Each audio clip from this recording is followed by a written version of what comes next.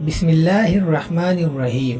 معزز ناظرین، کتابوں میں لکھا ہے کہ اللہ رب العزت نے اپنے نبی حضرت ابراہیم علیہ السلام کی طرف وحی نازل فرمائی کہ اے ابراہیم، آپ میرے خلیل ہیں، اس بات سے پرہیز کرنا کہ میں آپ کے قلب کی طرف توجہ کروں اور میں آپ کے قلب کو کسی غیر کے ساتھ مشغول پاؤں، اس لیے کہ جس کو میں اپنی محبت کے لیے چن لیتا ہوں تو وہ ایسا ہوتا ہے کہ اگر اس کو آگ بھی جلا دے تو بھی اس کا قلب میری طرف سے دوسری طرف متوجہ نہیں ہوتا۔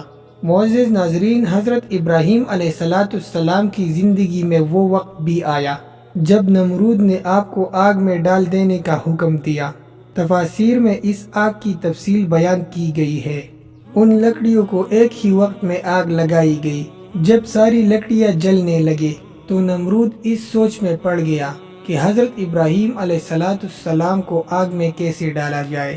بالآخر شیطان نمرود کے پاس آیا اور اس نے سمجھایا کہ ایک جھولا بنا لیجئے اور اس میں بٹھا کر ان کو آگ میں پھینک دیجئے، اس طرح یہ آگ کے وسط میں جا کر گریں گے۔ اس نے جھولا بنوا لیا اور آپ کو اس میں بٹھا کر آگ میں پھینک دیا گیا۔ ابھی حضرت ابراہیم علیہ السلام کا جھولا ہوا میں ہی تھا کہ فرشتے تعجب سے کہنے لگے، اے اللہ، ابراہیم علیہ السلام کے دل میں آپ کی کتنی محبت ہے، آپ کی محبت کی وجہ سے آگ میں ڈالے جا رہے ہیں۔ انہوں نے اسباب کی کوئی پرواہ نہیں کی، اے اللہ ان کی مدد فرما دیجئے۔ مگر اللہ تعالیٰ نے فرشتوں کو فرمایا، تم لوگ ان کے پاس چلے جاؤ اور اپنی مدد پیش کر لو، پھر میرا خلیل قبول کر لے تو مدد کر دینا، ورنہ خلیل جانے اور خلیل کا رب جلیل جانے، کیونکہ یہ میرا اور میرے خلیل کا معاملہ ہے۔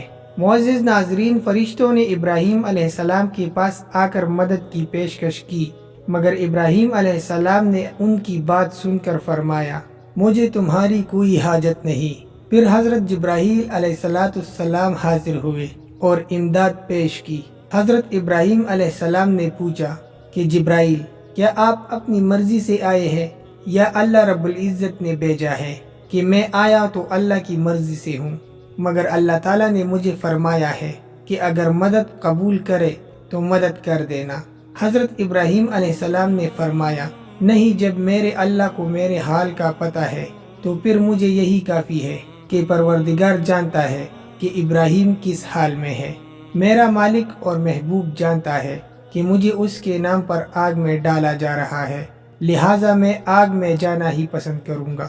معزز ناظرین، جب فرشتے واپس چلے گئے تو اللہ رب العزت نے آگ سے مخاطب ہو کر ارشاد فرمایا، جس کا ترجمہ یہ ہے، اے آگ، میرے ابراہیم پر سلامتی والا بن جا، اور اس طرح اللہ تعالیٰ نے ان کے لیے آگ کو گلزار بنا دیا۔ معزز ناظرین، جب حضرت اسماعیل علیہ السلام کی پیدائش ہو گئی تو اللہ تعالیٰ نے حضرت ابراہیم علیہ السلام کو فرمایا، اے میرے پیارے خلیل، آپ اپنی بیوی کو بے آب و گیا وادی کے اندر چھوڑ آئے۔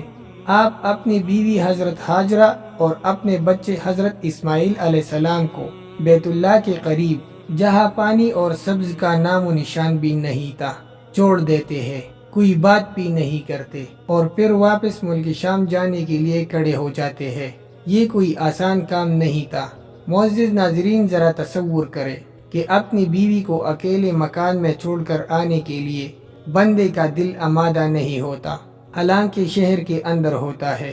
پھر اپنی بیوی اور اپنے بچے کو ایسے ویرانے میں چھوڑ دینا جہاں پینے کو پانی بھی نہ ملے اور ہر طرف پتھر ہی پتھر نظر آئے، کتنی بڑی آزمائش ہے۔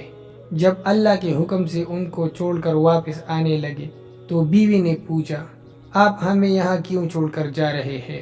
مگر آپ علیہ السلام نے کوئی جواب نہ دیا۔ دوبارہ پوچھا کہ آپ ہمیں کیوں چھوڑ کر جا رہے ہیں؟ مگر پھر بھی آپ علیہ السلام نے کوئی جواب نہیں دیا۔ وہ بھی آخر نبی کی صحبت یافتہ تھی، تیسری بار پوچھنے لگی، کیا آپ ہمیں اللہ کے حکم سے یہاں چھوڑ کر جا رہے ہیں؟